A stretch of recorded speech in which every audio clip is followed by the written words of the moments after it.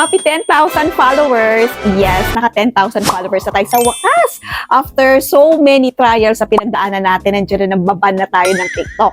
And nandiyan na rin na talaga minsan na give up, demotivate tayo. Pero thank God, na-hit pa rin natin na maging 10,000 followers at nakakagawa na tayo ng playlist. Thank you so much po sa mga nag-approve ng mga sellers sa akin. Ano ba yan? Unbox muna natin ito isa-isa at ipapakita ko sa inyo ng mabilisan. So, konting chika lang guys. Sa totoo lang, nawawalan na ako ng pag-asa. But kapag talaga nandun ka sa punto na nawawalan ka ng pag-asa, God will make a way para magpatuloy. Kasi ba naman, nanasan kong maban yung TikTok account ko. Pero syempre, kahit na nawawalan tayo ng pag-asa, nagpapatuloy naman talaga tayo. Actually, gumawa na tayo ng backup na TikTok natin para magpatuloy doon. Pero syempre naman, nakakasad talaga yon. Ayan.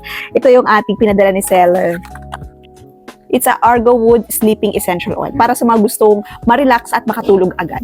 Yun nga, naban nga tayo. Pero, na-restore naman yung account natin nung nag-appeal tayo. Praise God. Parang, naisip ko, is this the end of my TikTok affiliate? Pero syempre, nagpatuloy tayo. Oh, kita mo na notebook na to. Ayan, gusto na anak ko yung ganito, yung mala airspace or something na astronaut.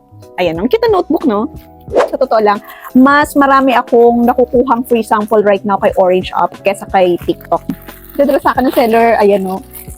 Ang cute din. Suklay! And then, meron pang maliit na suklay. Oh, di ba? Cute! Alam mo, pag nakikita ko doon sa Orange Up, tapos nag-scroll ako, meron din ako mga nakikita talaga faceless sila. And then, pero ang dami ng followers and ang daming engagement sa mga video nila. Tapos yung iba, nakawala ng video.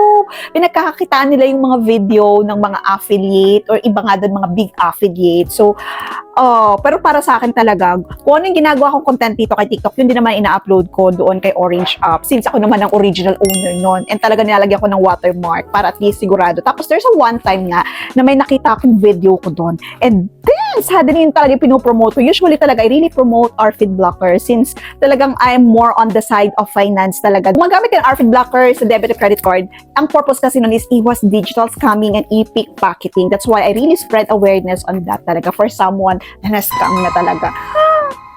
Ayun siya. I like the smell, promise. I like the smell. So, ito na nga yung mga pinadala sa akin ng seller. Thank you so much, seller, sa pag-approve sa akin talaga. Yung year na to, this month is we are 10,000 followers kay TikTok na. Thank you, Lord. Kaya, ngayon, sisipagan ko pa talaga lalo to make more video. Kaya kung ikaw ay beginner, affiliate, or nagsisimulang mag-affiliate, ipagpatuloy mo lang yan. Lagi ka lang mag-practice gumawa ng content. I hope nakatulong pa rin tong video na to and follow for more.